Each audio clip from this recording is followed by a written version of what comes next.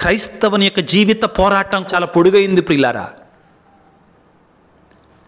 చిన్న అవకాశం దొరికితే చాలు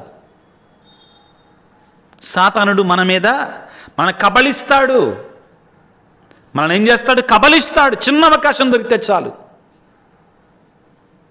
ఇంగ్లీష్లో ఒక సామెత ఉందండి, Satan tries to beat at the weakest link of a person. సైతానుడు అంట మన జీవితంలో అన్నిటికంటే అత్యంత బలహీనంగా ఉన్నటువంటి దగ్గర దెబ్బ కొడతాడంటండి. చాలా జాగ్రత్తగా ఉండాలి. పేతురు గారు రాసిన లేఖల్లో ఏమంటారంటే దీని గురించి మాట్లాడుతూ, సైతానుడట ఒక గర్జించు సింహములాగా పొదలమాటును నక్కి ఎవడ దొరుకుతాడా అని చూస్తుంటాడంటండి. ఎప్పుడు అవకాశం దొరుకుతుందా అని చూస్తాడంటండి. జాగ్రత్త ప్రియా బిడ్డ.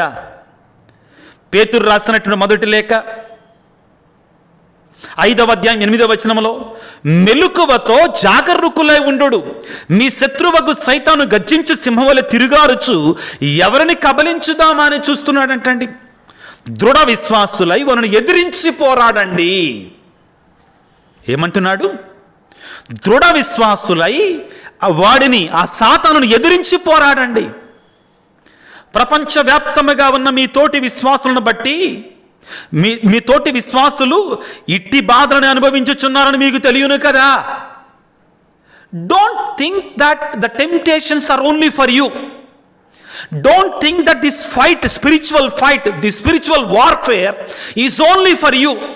నీకొక్కడికే ఈ పోరాటం అనుకో. మాకు ఈ ఆత్మీయ పోరాటం నువ్వు ఒక్కదానివే చేస్తున్నావు. ఈ పోరాటం నాకెందుకు వస్తున్నాయి శోధనలు, నాకెందుకు వస్తున్నాయి ఈ శ్రమలు, నాకెందుకు వస్తున్నాయి ఈ బాధలు, అయ్యో నేను మంచిని చేయాలనుకున్నా నేనే చేయలేకపోతున్నాను అనుకో. మాకు పేతురు గారు ఏమంటున్నారు? పేతురు రాసిన మొదటి లేఖ 5వ అధ్యాయం 9వ వచనంలో, విశ్వాసులై వారిని ఎదిరించి పోరాడండి. ఎవరిని? పొదల మాటున మక్కి ఎవరిని కబళిద్దామా, ఎక్కడ దొరుకుతాడా అని ఎదురు చూస్తున్నటువంటి ఆ సాతానుని ఎదిరించి పోరాడి అని పలికి ఏమంటున్నాడు? ప్రపంచవ్యాప్తముగా నీతోటి విశ్వాసులందరూ కూడా ఇటువంటి శోధనలకే గురి అవుతున్నారు, ఇటువంటి బాధలకే గురి అవుతున్నారు.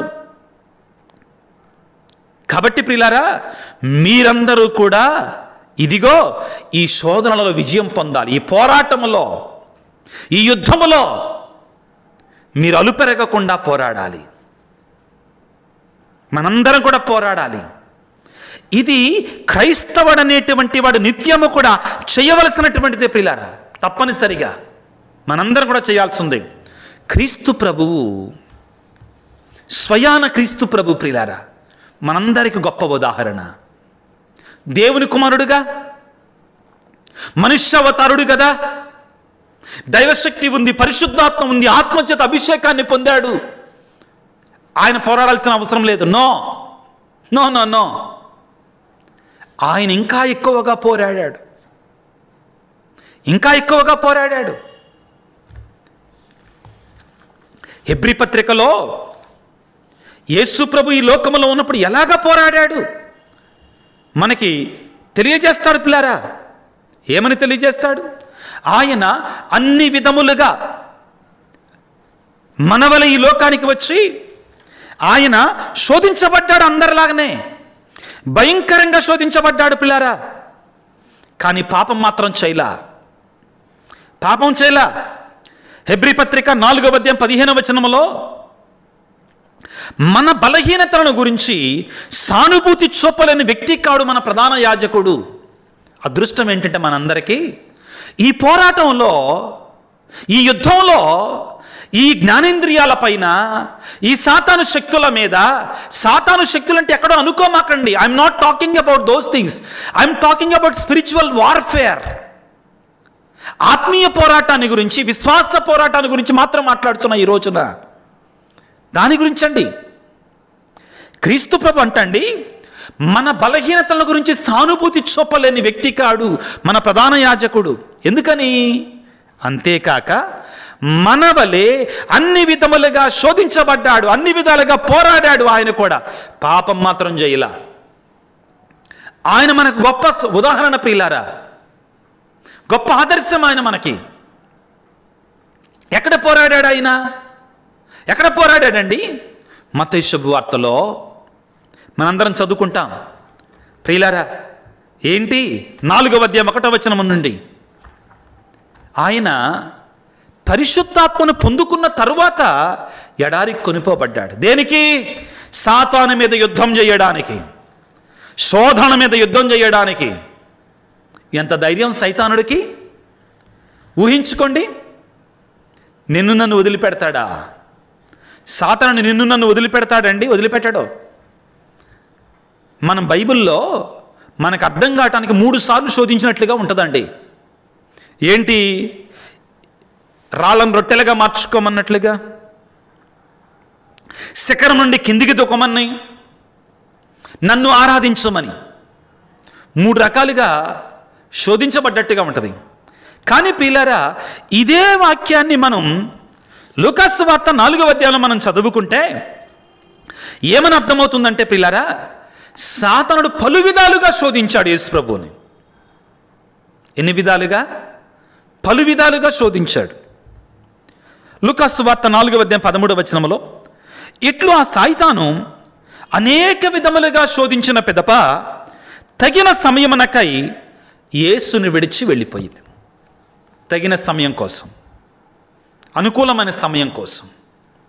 ప్రియులకు దేవుని బిడ్డలారా, మనందరిని కూడా సాతాను శోధిస్తూనే ఉంటాడు. ఈ పోరాటం ఆగకూడదండి. మనది పోరాడుతూనే ఉండాలి, పోరాడుతూనే ఉండాలి. మనం దాన్ని we should not give up.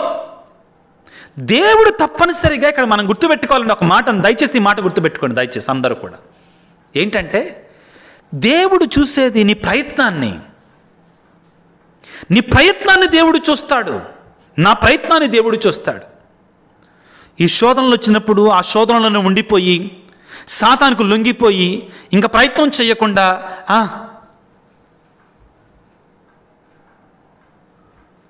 ఈ తాగుడు అనే అలవాటుని ఎక్కువగా తీసుకుంటే అర్థమయ్యే భాష కాబట్టి అండి. తాగుడు అలవాటు ఉంది, నా ప్రయత్నం ఏం చేయాలి? నేను ఆ సారా కొట్టుకెళ్ళి వెళ్ళకూడదు, ఆ వైన్ షాప్కెళ్ళి వెళ్ళకూడదు, లేకపోతే దొంగతనం అలవాటు ఉంది అటువైపు వెళ్ళకూడదు, చెడ్డ మాటలు మాట్లాడేటువంటి అవకాశం ఉంది అటు వెళ్ళకూడదు, అవకాశం ఇవ్వకూడదు. We got to have that self discipline.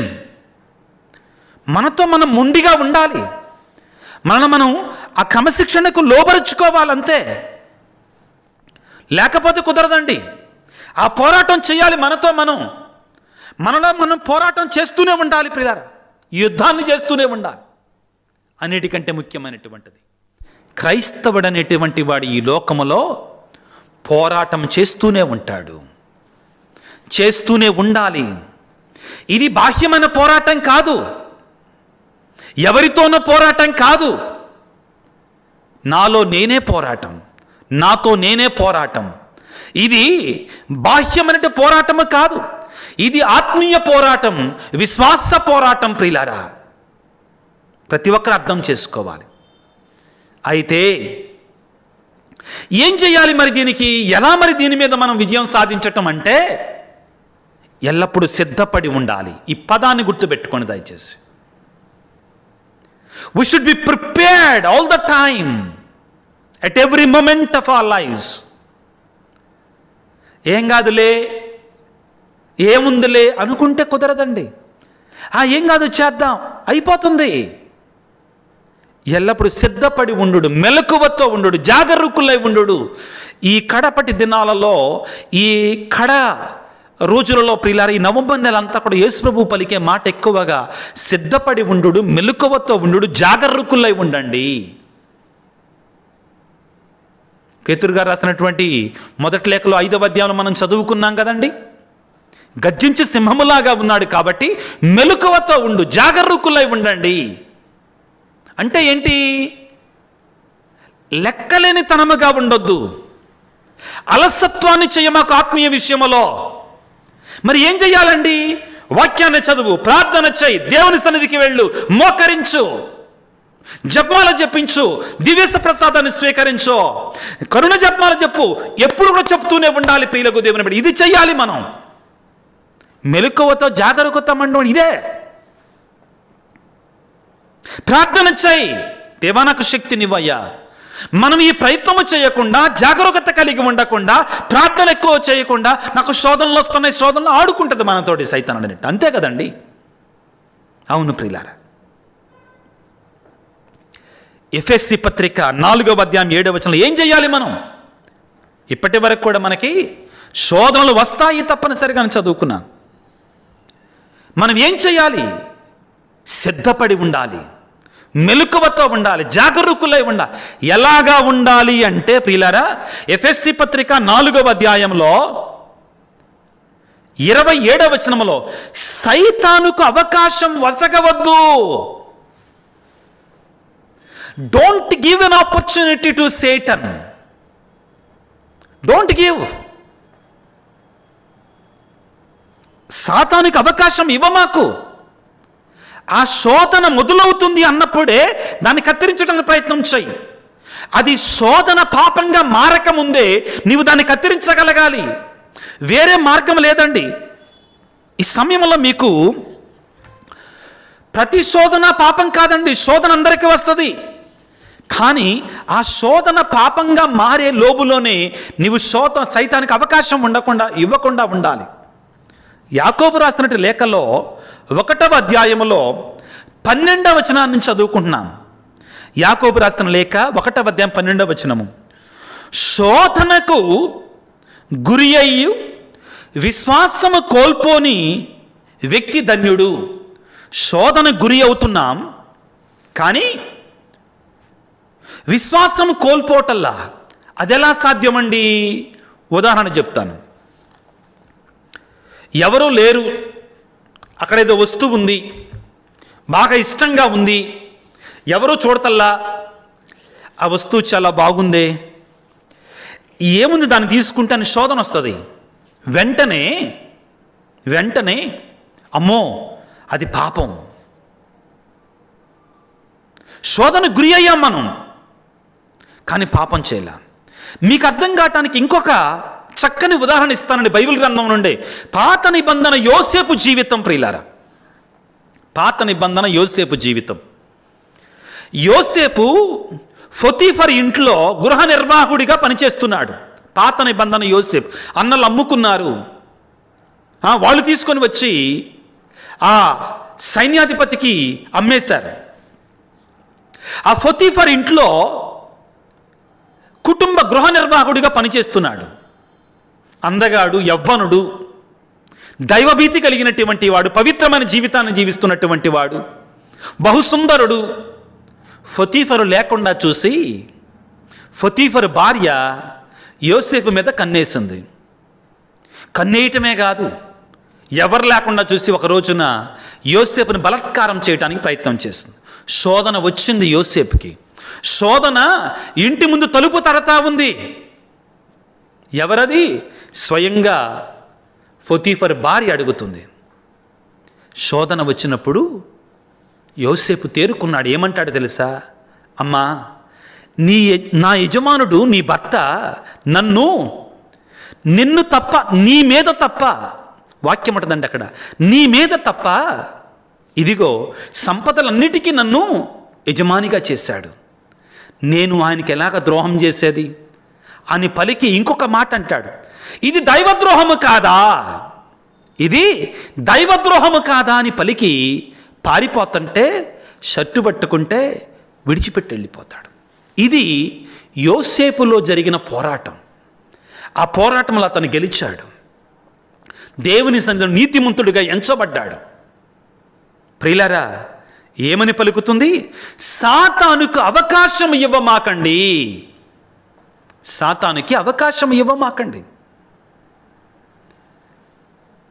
నాకు చెడు శోధనలు వస్తున్నాయి, చెడు ఆలోచనలు వస్తున్నాయి, అపరిశుద్ధమైన ఆలోచనలు వస్తున్నాయి, నా నోటితో ఇతరుల గురించి చెడు మాట్లాడుతున్నా అని తెలిసినప్పుడు ఆ అమ్మలక్కల కూర్చున్న చోట దాన్ని అవాయిడ్ చేసేసాయి పూర్తిగా. నువ్వు అక్కడికి వెళ్ళావనుకో సైతానికి అవకాశం ఇస్తున్నావు. పౌలు గారు ఏమంటున్నారు? ఈ ఎఫెసీ పత్రిక 4వ అధ్యాయం 7వ వచనములో సైతానికి అసలు అవకాశమే ఇవ్వ మాకు. ఎందుకు అవకాశం ఇవ్వటం? కట్ చేసేయాలి. దాని గురించి మాట్లాడుతున్నాడు. ముఖ్యమైన మాట ప్రియులారా, ఇప్పుడు మనం వినబోతున్నాం. చాలా ముఖ్యమైన మాట ఏమిటంటే, పౌలు కొరింథీయులకు రాస్తున్నటువంటి 2వ లేఖ 10వ అధ్యాయం 4వ వచనం. దయచేసి ఈ వాక్యాన్ని చదవండి అందరూ కూడా. పౌలు కొరింథీయులకు రాసినటువంటి 2వ లేఖ 10వ అధ్యాయము 4వ వచనము. మా పోరాటములో మేము వినియోగించు సాధనములు ప్రాపంచికములైనటువంటివి కావు. ఇక నుండి జాగ్రత్తగా వినండి.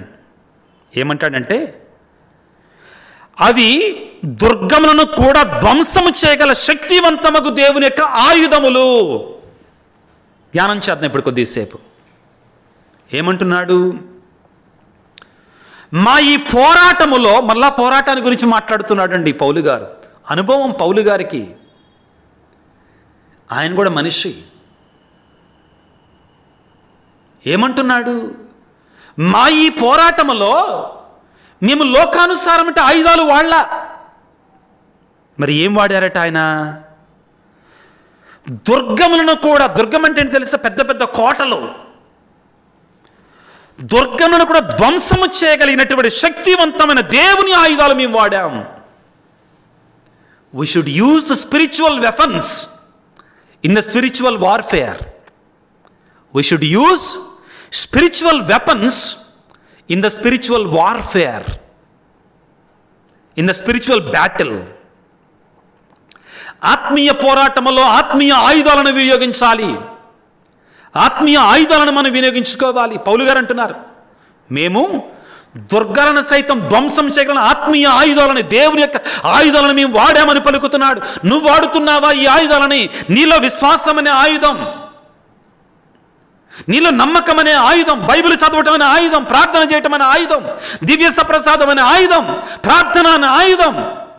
ఈ ఆయుధాలను ఎంతవరకు వాడుతున్నావు నీవు? ఆత్మ పరిశీలన చేసుకో. పౌలు గారు అంటున్నారు, మేము దుర్గములను సైతం నాశనం చేయగలిగినటువంటి దేవుని యొక్క ఆయుధములను మేము వాడాం ఈ పోరాటములో. ప్రియులకు దేవుని బిడ్డలారా, ఈనాడు మనం ధ్యానించేది ఆత్మీయ పోరాటం గురించి. ఎఫెసీ పత్రికలో మనం చదువుకున్న వాక్యములో జాగ్రత్తగా ఆలకించండి. 6వ అధ్యాయం 10వ వచనము. ప్రభువుతో ఏకమై ఆయన మహాశక్తి ద్వారా మీ బలమును అభివృద్ధి చేసుకోనండి. ప్రభువుతో ఏకమై ఆయన మహాశక్తి ద్వారా మీ బలాన్ని అభివృద్ధి చేసుకోవాలి. ప్రియులారా, మన శక్తితో మన వల్ల కాదు సైతాను మీద విజయాన్ని పొందడం. We need the great power of God. దేవుని యొక్క మహాశక్తి మనకి కావాలి. యేసు ప్రభు శిష్యులు తన దగ్గరికి వచ్చి భయపడతారు దైవరాజ్యం గురించి బోధించినప్పుడు. ఒక యువకుడు వచ్చి, ధనవంతుడు అవ్వటం వలన నీ వల్లి అంతా అమ్మి నా దగ్గరికి రమ్మంటే, అతడు ధనవంతుడై ఉండటం వలన ప్రభు చెప్పిన దాన్ని వినకుండా వెళ్ళిపోయాడు. ఆ సమయంలో యేసు ప్రభు ఒక మాట అంటే, ధనవంతుడు పరలోక రాజ్యమును ప్రవేశించుట కంటే వంటె సూది బెజ్జంలో దూరిపోవుట సులభతరం అన్నప్పుడు శిష్యులు భయపడిపోతారు. మరి ఇది ఎవరి వల్ల అవుద్దండి, మాకు సాధ్యం కాదన్నప్పుడు ప్రభు ఒక మాట అంటారు, మానవులకి ఇది అసాధ్యము కానీ దేవునికి సమస్తము సాధ్యమే. ప్రియులారా, మనందరం కూడా ఈ శక్తి కోసం అడగాలి. ప్రతిరోజు ఉదయాన్నే లేవగానే, దేవా నీ పరిశుద్ధాత్మని నా మీద, నా కుటుంబం మీద, నా బిడ్డల మీద కుమ్మరించాయా, నీ శక్తిని నాకు ఇవ్వయా, నీ ఆత్మీయ బలాన్ని నాకు ఇవ్వయా, నీ ఆత్మీయ శక్తిని నాకు ఇవ్వయా అని వేడుకోవాలి. దేవుని వరం కోసం ప్రార్థన చేయాలి. యేసు ప్రభు చేయలా ఈ శోధనలు జయించటానికి? ఆయన చేసింది ఏంటంటే నిత్యము ప్రార్థనలో ఉన్నారు, దేవుని పరిచర్యలో ఉన్నాడు. పౌలు గారు ఏమంటున్నారంటే, ప్రభువుతో ఏకమై ఆయన మహాశక్తి ద్వారా మీ బలమును అభివృద్ధి పరచుకోనండి.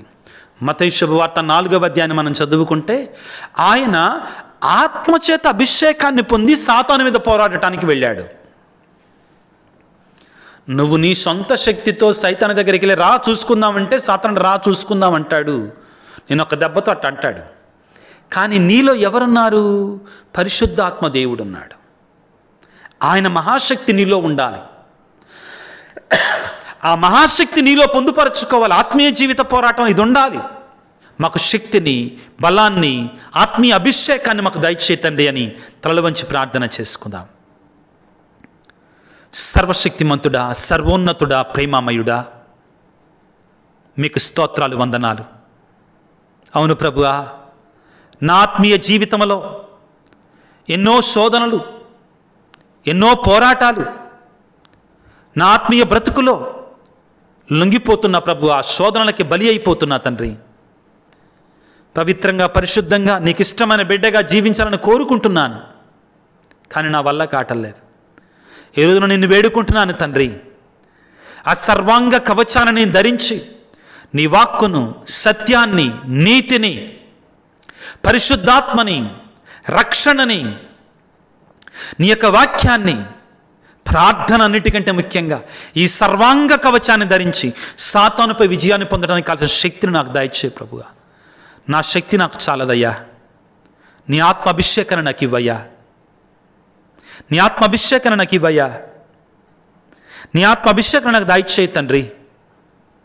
సైతానుపై పోరాడి నేను నిజమైన బిడ్డను నిరూపించుకోవడానికి కావాల్సిన శక్తిని నాకు దయచేయి తండ్రి. ఈనాడు ప్రభువా, ఈ వాక్య పరిచర్యలో పాల్గొన్న బిడ్డలందరినీ మీరు దీవించండి. నీ పరిశుద్ధాత్మ శక్తితో నింపండి తండ్రి. శరీర వ్యామోహాలలో మేము చిక్కుకొనకుండా నీ ప్రియమైన బిడ్డలుగా జీవించడానికి కావాల్సిన పరిశుద్ధాత్మ వరాన్ని మాకు దయచేయండి. యేసురాజా, అనారోగ్యముతో బాధపడుతున్న ప్రతి బిడ్డ కొరకే ప్రార్థిస్తున్నాను తండ్రి. నీ పరిశుద్ధ రక్తాన్ని వారి మీద చిలకరించండి ప్రభువా. నీ గాయపడిన హస్తములతో వారిని తాకండి ప్రభువా. మా కొరకే ప్రార్థన చేయమని అడిగిన బిడ్డలు ఎంతోమంది ఉన్నారు నాయన. ముఖ్యంగా ఆత్మీయమైనటువంటి పోరాటంలో ఉన్న బిడ్డలు ఎంతోమంది ప్రార్థన చేయమని అడుగుతున్నారు. వారందరి కొరకే ప్రార్థిస్తున్నాను. నీ ఆత్మాభిషేకానికి నీ బిడ్డలకు ప్రసాదించండి. శోధనకు లోనైపోయి భయంకరమైనటువంటి శోధనకు లోనవుతున్నటువంటి సాతాను గలిబిలి చేస్తున్నటువంటి కుటుంబాల కొరకే ప్రార్థిస్తున్నాను.